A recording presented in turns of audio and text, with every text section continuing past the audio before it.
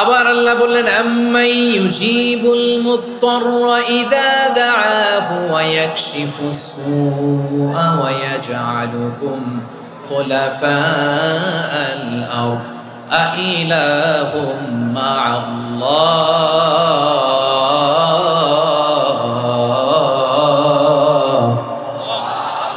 ক্বালিলাম মা তাযাক্কারুন। রব্বুল আলামিন বলেন, বিপদে পড়ে কাতর কণ্ঠে চিন্তাগ্রস্ত হয়ে যখন কেউ ফরিয়াদি হয়ে আল্লাহর ডাকে হাত তোলে, তখন এই ব্যক্তির ডাকে সাড়া দেয় কে? বিপন্ন অবস্থায় আপনি যখন কেঁদে কেঁদে হাত তুলে আপনার দুঃখের কথা জানান, আপনি যখন ডাকেন তারে, তখন আপনার ডাকে সাড়া দেয় কে? আল্লাহ বলে, আমি সাড়া দেই। তোমাদের বিপদকে মুক্ত করে দেয় কে? ওই আল্লাহর সাথে কোন উপাস্য আছে নাকি? কিন্তু খুব অল্প সংখ্যক লোকই তোমরা উপদেশ গ্রহণ করো। কথাটা কার? তাহলে বিপন্ন মানবতা যখন কাঁদে, মানুষ যখন বিপদে পড়ে নিরুপায় হয়ে ফরিয়াদ করে, তার ডাক শোনার কেউ নাই একজন ছাড়া। চিল্লায় বলেন তো তিনি কে? এজন্য আমরা ফরিয়াদের হাত কার দিকে তুলবো? প্রিয় পটুয়াখালী বলেন, ফরিয়াদের দুটো হাত আমরা কার দিকে তুলবো? এবং খেয়াল রাখতে হবে, মাথার সাথে সেট করে নিতে হবে, আল্লাহ ছাড়া আমাকে উদ্ধার করার কেউ নাই। এই পৃথিবীতে কেউ আপন না। প্রিয় ভাইরা, বিপদে বললে বোঝা যায় কেউ আপন না। আপন শুধু একজন মহান সত্তা, তিনি কে? এটা কি আপনারা খেয়াল রাখতে পারবেন?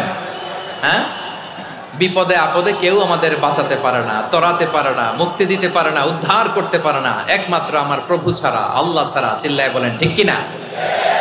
এবং প্রিয় পটুয়াখালীর ভাইয়েরা, মাথার সাথে এটা সেট করে নিতে হবে যে আমাদের পুরো জীবনটাই পরীক্ষা। পুরো জীবনটাই কি? The life is a test. পুরো জীবনটাই পরীক্ষা। এই জীবনে বিপদ আসবে, আপদ আসবে, পরীক্ষা আসবে, সবার জীবনে এটা থাকে। এক একজনের পরীক্ষা এক এক রকম। আমার পরীক্ষা একরকম, মাসুদ ভাইয়ের পরীক্ষা একরকম, চৌধুরী সাহেবের পরীক্ষা একরকম, আপনার পরীক্ষা একরকম, ওনার পরীক্ষা আবার আরেক রকম। সবাই পরীক্ষা দিচ্ছি, কিন্তু কারো পরীক্ষা প্রশ্নের সাথে কারোটার মিল নাই। সুবহানাল্লাহ পড়বেন না?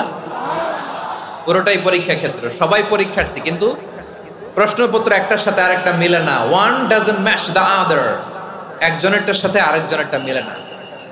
কাউকে আল্লাহ তাআলা ধনী বানিয়ে পরীক্ষা করেন। কি বানিয়ে? কথা কি বুঝতেছেন নাকি কষ্ট হচ্ছে? কষ্ট হচ্ছে আপনাদের?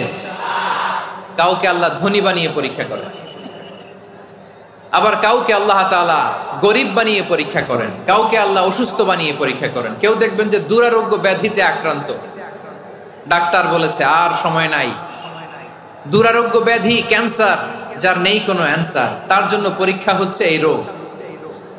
আরেক লোক দেখবেন তার আবার রোগ বালাই নাই, মাশাআল্লাহ, তাকে আল্লাহ তাআলা আর্থিক দৈন্যতা, দারিদ্রতা দিয়ে পরীক্ষা করছেন। দিন আনে দিন খায়, যা আছে তাতে চলে না, এটা তার জন্য পরীক্ষা। আবার আরেক শ্রেণীর লোক দেখবেন তাকে আল্লাহ অসুস্থতাও দেয় নাই, দারিদ্রতাও দেয় নাই, তার দাম্পত্য জীবনের সমস্যা আছে না নাই? স্ত্রী কথা শোনে না, অথবা ছেলে মেয়ে কথা শোনে না। তাহলে পরীক্ষা সবার জীবনে আছে, এক একজনের পরীক্ষাটা এক এক রকম। আল্লাহ তাআলা দেখতে চায় যে এই পরীক্ষার সময় আমরা কিরকম রেসপন্স করি, how to deal with the test, কিভাবে এই বিপদ আপদ পরীক্ষাগুলোকে আমরা হ্যান্ডেল করব, ডিল করব। এটা হচ্ছে আজকের আলোচনার বিষয়। বুঝতে পেরেছেন সবাই আমার প্রিয় ভাইয়েরা? তাহলে পরীক্ষাময় আমাদের জীবন, বিপদ আপদ পরীক্ষা, এটা মানুষের পিছু ছাড়ে না। সবার জীবনে পরীক্ষা আছে। নবীদের জীবনেও পরীক্ষা ছিল। সাহাবারা জিজ্ঞেস করেছেন, ইয়া রাসূলুল্লাহ, আইয়ুন নাসি আশাদ্দু বালাআন ফিদ দুনিয়া, এই দুনিয়ার বুকে কাদের পরীক্ষা সবচেয়ে বেশি? বিশ্বনবী বলেছেন, আল আম্বিয়া।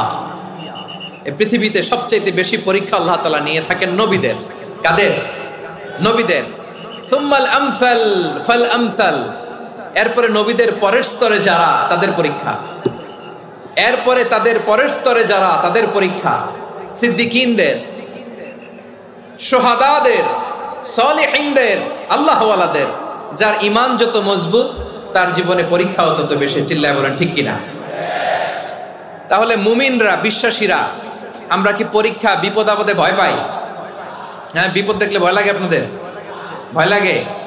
হ্যাঁ, না। মুমিনরা বিপদে ভয় পায় না, তারা হতাশ হয় না, সুবহানাল্লাহ, তারা নিরাশ হয় না, বিশ্বাসীরা হাল ছেড়ে দেয় না, তারা ভরসা রাখে একজনের উপর, চিল্লায় বলতে হবে তিনি কে। কারণ মুমিন জানে the grief isn't permanent, the test isn't permanent, the struggle in our life isn't permanent. আমাদের জীবনের দুঃখ, কষ্ট, স্ট্রাগল এগুলো পার্মানেন্ট নয়। after every difficulties there is an ease. সব কষ্টের পরেই একটা সুখ আছে না নাই? রব্বুল আলামিন বলেন ফা ইন্না মাআল উসরি ইউসরা, ইন্না মাআল উসরি ইউসরা, ভয় পেও না, চিন্তা করো না, কষ্টের সাথেই আমি রেখে দিয়েছি স্বস্তি। সুবহানাল্লাহ বলেন। মুমিন জীবনে বিপদ যত বেশি, কষ্ট যত বেশি, তার সামনে সফলতা তার চেয়েও বেশি, ঠিক কিনা বলেন? কারণ বিশ্বাসীরা জানে রাত্রি যত গভীর হয় সুবহে সাদিকের সময় তত আগাতে থাকে, গর্ভবতী নারীর পেটের ব্যথা যত বাড়তে থাকে, ঘরে নতুন মেহমান আগমনের সময় ঘনাতে থাকে। মুমিনদের উপর বিপদ, অত্যাচার, আপদ, পরীক্ষা যত বাড়তে থাকে, কালেমার পতাকা উড্ডয়নের সময় কাছে আসতে থাকে। বিশ্বাসীদের এগুলো হিসাব মিলানো অনেক আগে, এগুলো অনেক আগে হিসাব মিলানো। দুঃখের আধার শেষে সুখের আলো মিটি মিটি হাসে, চিল্লায় বলেন ঠিক কিনা? দুঃখের আধার শেষে আলোর প্রভাত হাসে, হতাশার কালো মেঘে যায় গো ভেসে, হতাশার কালো মেঘে যায় গো ভেসে।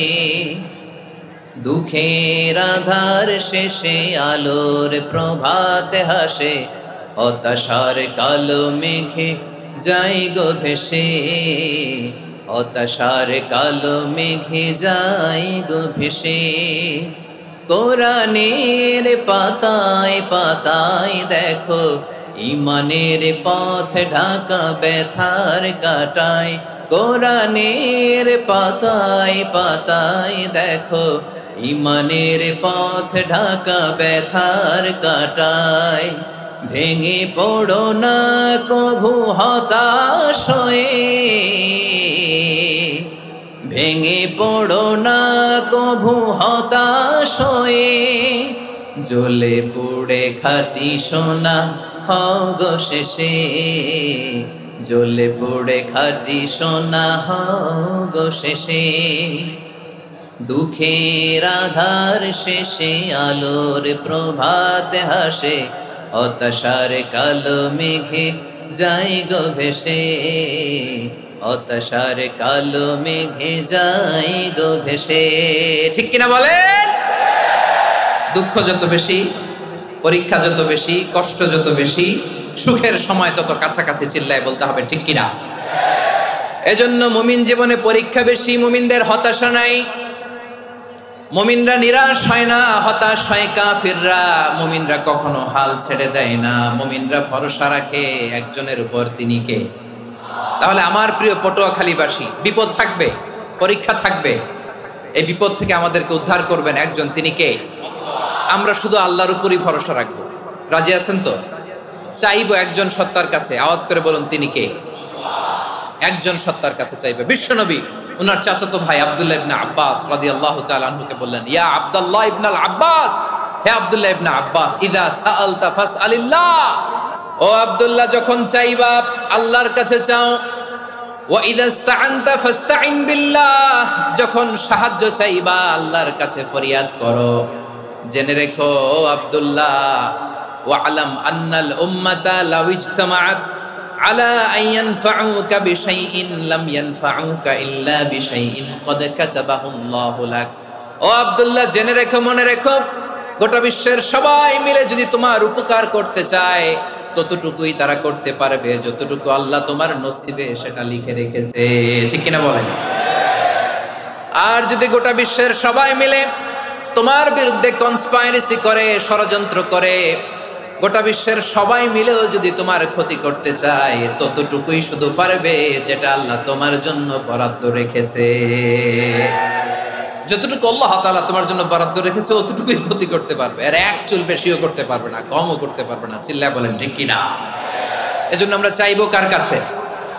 সবাই বলেন নাই, আওয়াজ করে বলেন কার কাছে?